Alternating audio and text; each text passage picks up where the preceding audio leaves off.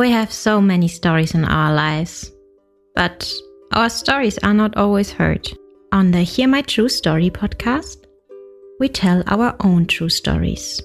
Before the white car backed, our head teacher had scattered. Looking at him, I could only see his tie that was flying backwards, waving at us, and he disappeared in thin air. I want to share my life story. I want to share my voice with the people because I know that just a small joke I can tell through this podcast, it will make someone smile. When you ask me what I fear most in life, I would definitely respond to you and say it's fear itself. We are fighting for togetherness. We are fighting for equal rights. We are fighting to end injustice. You don't have to be a storyteller or writer because, guess what? Life writes the best stories. Hear my true story. But I had one thing that I really liked when I was a kid. We had a goat. Like a real goat. We didn't have a name for it. But this male goat was really nice that it could run so fast and we liked running with it. It could like knock people who come to us. It could only knock adults. It could not knock kids. It could knock adults. So that's why I liked it. So I was in a time when I was like, I really liked this goat. I could take this he-goat to the bush to eat. I could take it to drink water. I could make sure that this he-goat is okay. So that was my I could say my toy at the moment, that attachment to that animal, which was a he-goat. But then I got so sad when that he-goat was killed for food. People ate the goat. I was so sad. Everyone was eating happily. Me, I was so sad. What I remember, I didn't eat the meat. I said, I'm not eating that meat. I'm not eating that goat. And I got so sad at that point as a kid. But these Did you become vegan or vegetarian after this? No. I ate other goats. After not eating that one goat that I liked so much, these other goats that came along, I was like, that is food. Yeah. This is your favorite time of the week with your number one podcast. Hear my true story. Yeah, my dear listeners, welcome back again this wonderful week to Hear My True Story podcast. It is me, your host, Otako, and I'm so excited again. This week, we shall have a conversation with a popular guest, once a co-host, and then things became so tight. Perhaps maybe she'll be back as a co-host, depending on her time. This week's special guest on your favorite podcast. Hear my true story. Yes, my friend. Hello. How are you? How is your day? I'm fine. How are you? This is your girl, Carol J. Smith. Yeah. I'm back. Yeah, I'm happy to be with you again this wonderful week. We are not going to talk about the school system here in Germany, but it's something that came up in my mind. I can maybe ask you. You started in the Ugandan education system, yeah, and then also you came here in Germany, and you did study in the German education system. What is the difference between the two? Anyway, the school system and the system in Uganda generally, it is very different from the one here in Germany, because also we have rights, we have children's rights, but very few are fulfilled in Uganda, because we have them, but they are not, I don't know how to say, bewusst. Like they are not like implemented? Exactly, like people oversee them, like they don't see them. They are not aware of them. That's bewusst. Okay. Yes. They're not aware of them. Yeah. Okay. That they're not aware of them. They don't know. The children themselves don't know what my rights are. Here in Germany, oh my God, you do something to a kid. The kid knows I'm going to call the polizei, and you're like, yeah, you're right. You have a right to call the polizei because let's say I beat you, for instance. Yeah, I don't belong to here because I beat someone, and it's your right to not be beaten. It's your body, Yeah, but in Uganda, oh my God, hey.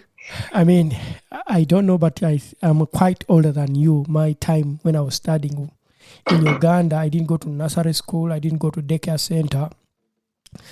So I don't know how it was like that in daycare center. But what I've just remembered, like what I know, I didn't have this kind of like, how do you call them, toys?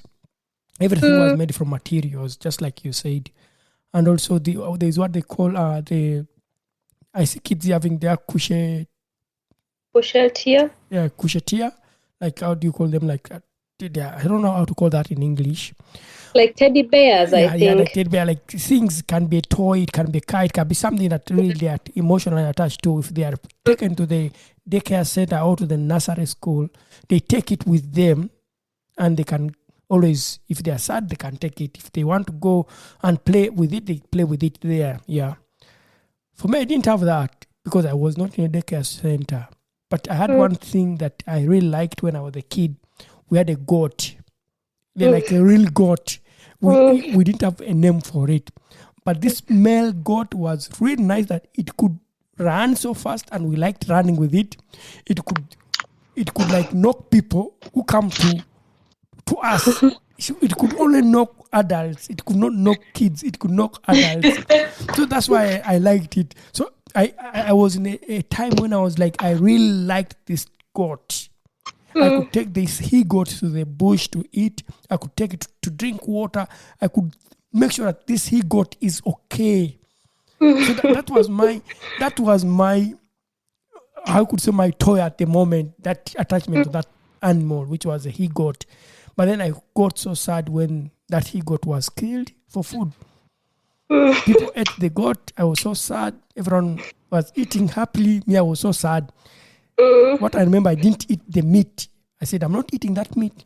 I'm not eating that goat. And I got so sad at that point as a kid.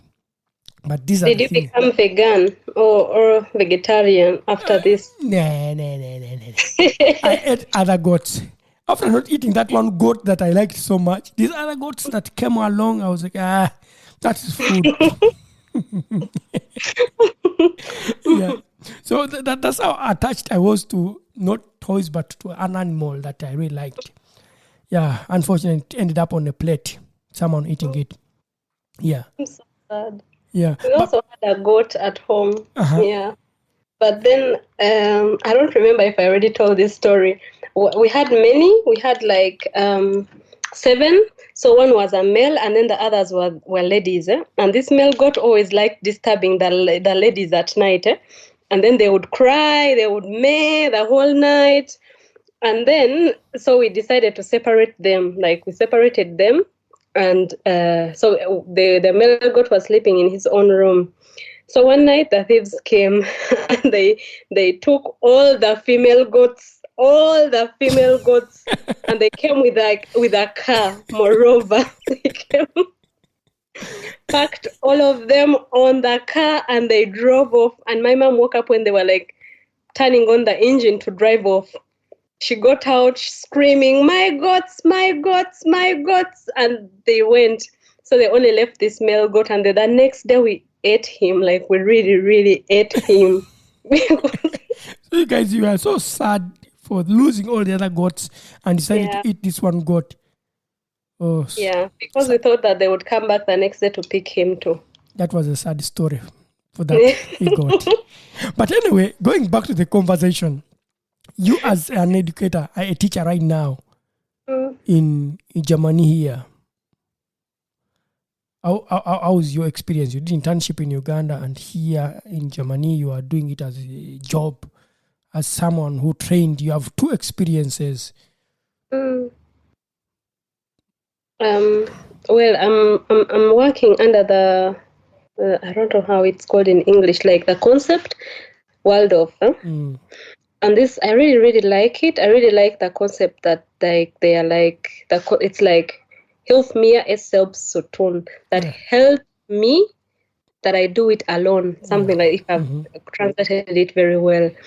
And I really like it that the children are helped to do something but not fully help. That at least I make, let's say, you want me to help you open a banana or peel a banana, I'm going to make a just small cut, then you open the rest, That at least the children learn to be independent, learn to be really, really like selbstständig, independent, without any other people's help, and they are allowed to play, and also like they're allowed to be children, no thinking, no what, come to kindergarten, play.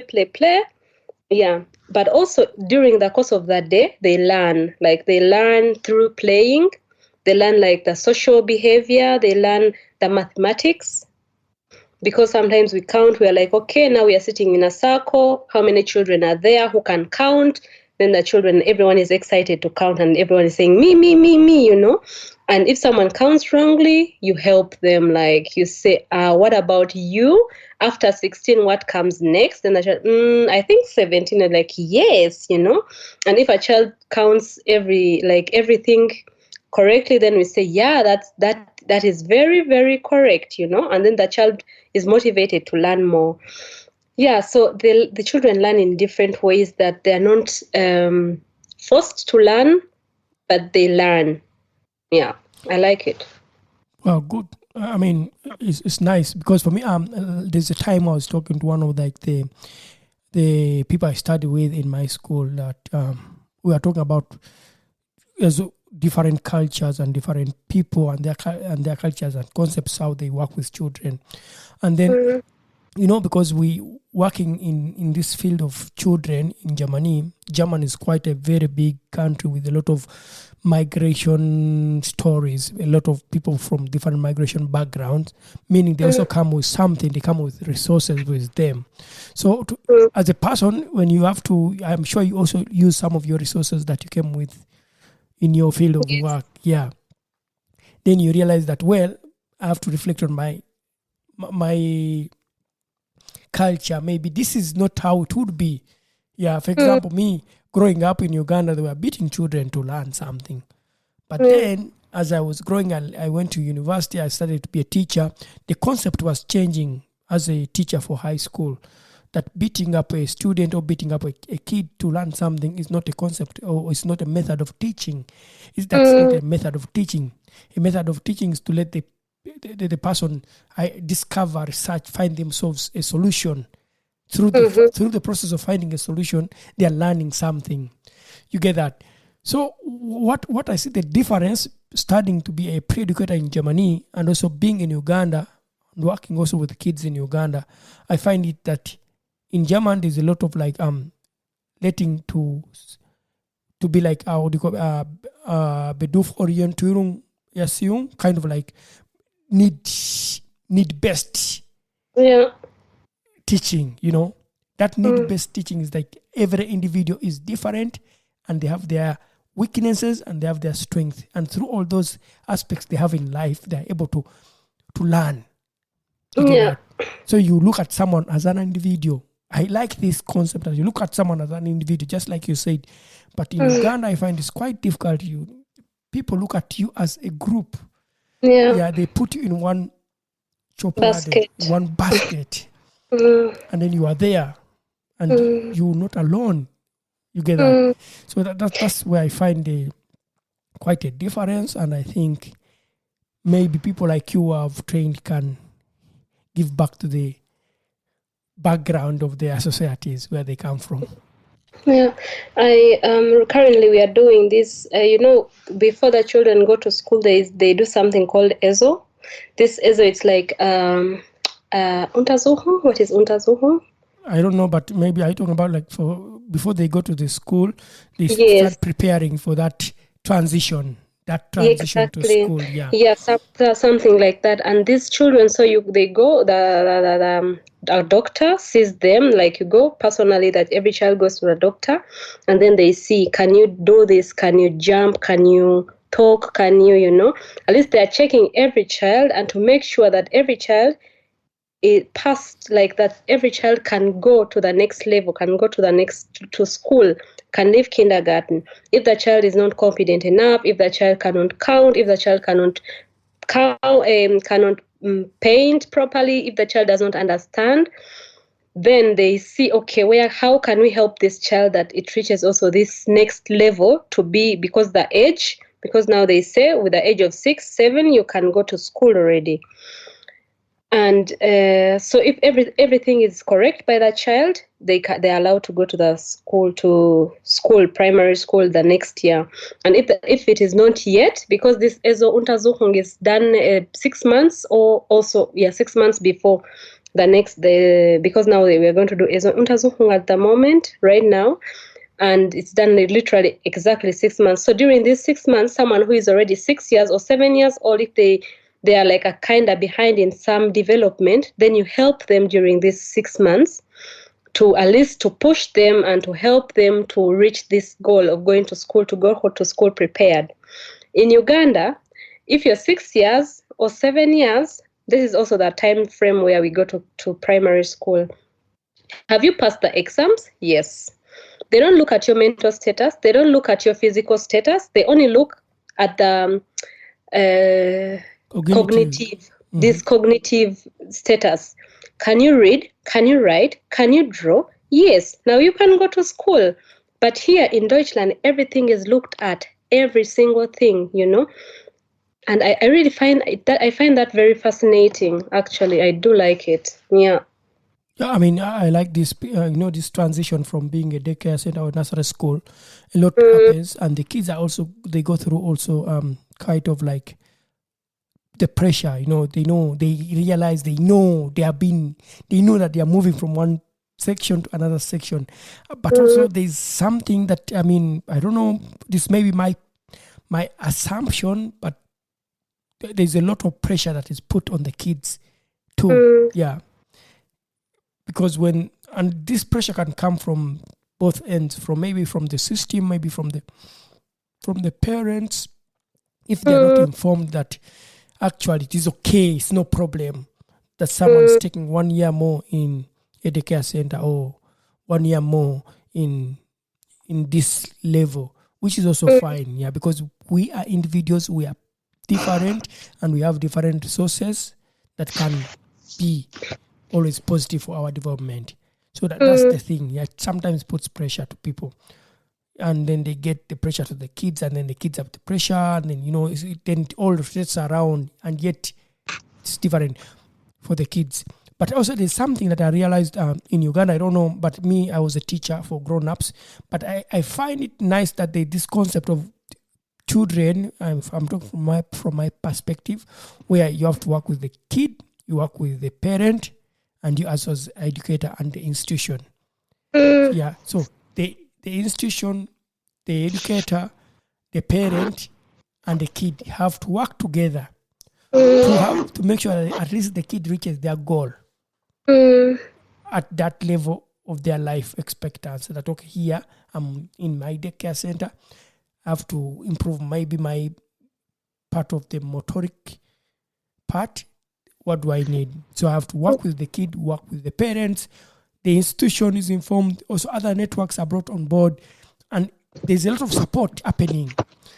Yeah, which actually I find a challenge when I talk perspective of Uganda, where I come from.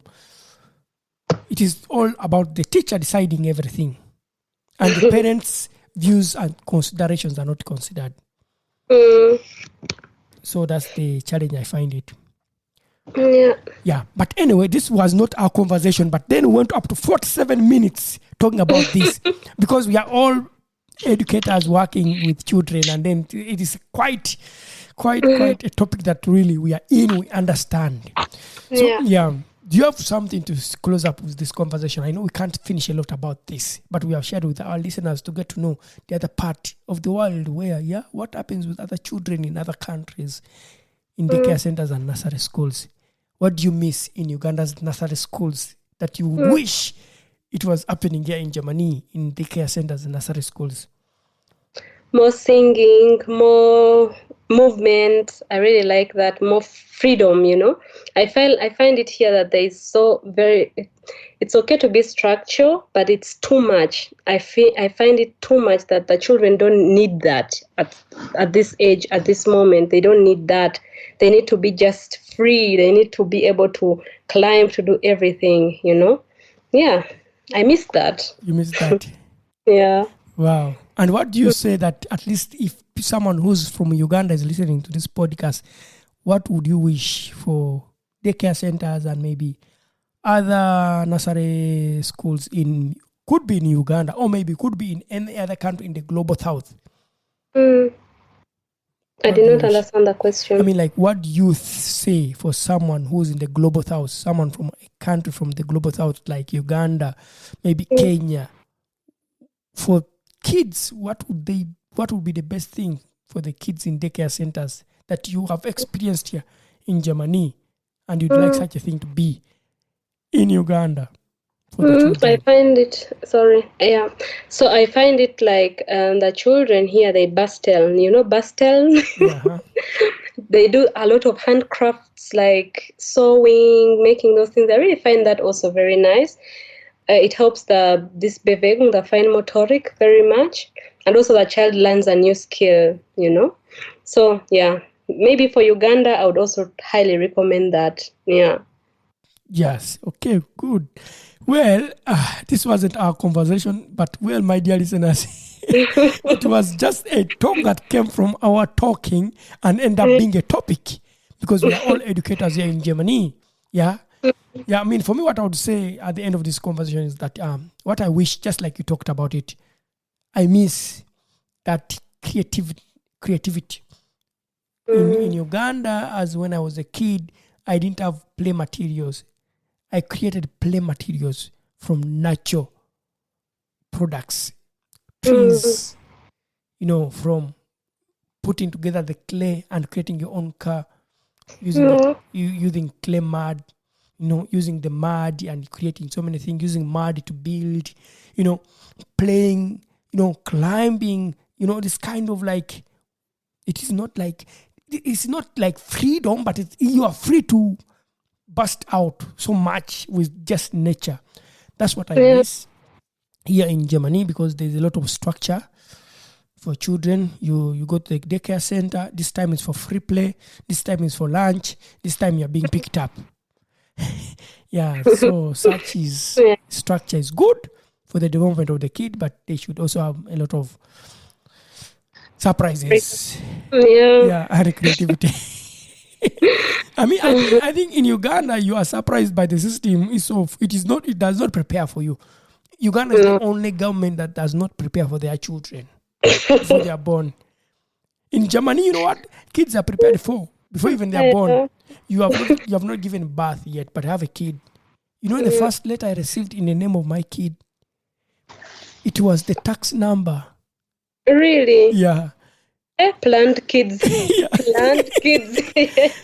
It was the tax number. The letter came to our address with the tax number for our daughter. Ida. She got the tax number. Even before getting her pass. It was the tax number. Before getting her passport, it was tax number. Already they are planning to tax her. In Uganda, I talk about Uganda, I don't know about other African countries. Governments don't prepare for the children before even they are produced. They actually even are not aware how many kids have been produced a month because they don't prepare for them. I was born on a roadside. I was not born in the hospital. So no one really had proof that I was born. Actually, I got my birth certificate in my 20s plus when it was needed because I didn't have it. I was born on the roadside. There was no one to register the birth certificate, no one to register everything. So I was just growing up. Where did you get it from? You have to go to the ministry that takes with this registration. And then you register that, okay, who's your mother, who's your father, which year were you born? Then you have to count back the year and the date. Then they create your birth certificate. Wow. So you could literally be in any age you wanted. Definitely. Perhaps maybe I'm one of the ages that I'm not sure of which. You might find that there's a conflict between my mother and I. When she says, you want this, that, I'm like, no, my birth certificate says like this. I believe every Ugandan mother has that. Every Ugandan mother. She has to remember about, you were produced on the day there was sun, it was raining, and you were under the tree. It was the month of planting maize. So you were born in this month. And remember, every day, there are so many days which have rain and sun. Uh-huh. And there are many days which there are many months which are planting months. Yeah. So, yeah. So just closing up that Ugandan systems, African people, African countries don't really prepare for the children before they are born. They hear from Germany experience, there's preparation, they prepare for everything, and kids are planned for. Those are called the planned kids. Yeah. Yeah. So, well, my dear listeners, thank you for listening to this wonderful conversation. This was a conversation that came, it wasn't planned for, but I hope you enjoyed the episode. And for now, I want to say bye. It has been me, Otako, your host, and Carol J. Smith. Yeah, Carol J. Smith. You are our guest. When are you becoming a co-host? We shall talk about that off air. Off air. Thank you so much for being with us. We not only have voices for a podcast, but also faces for YouTube. Don't miss your next episode. Hear my true story.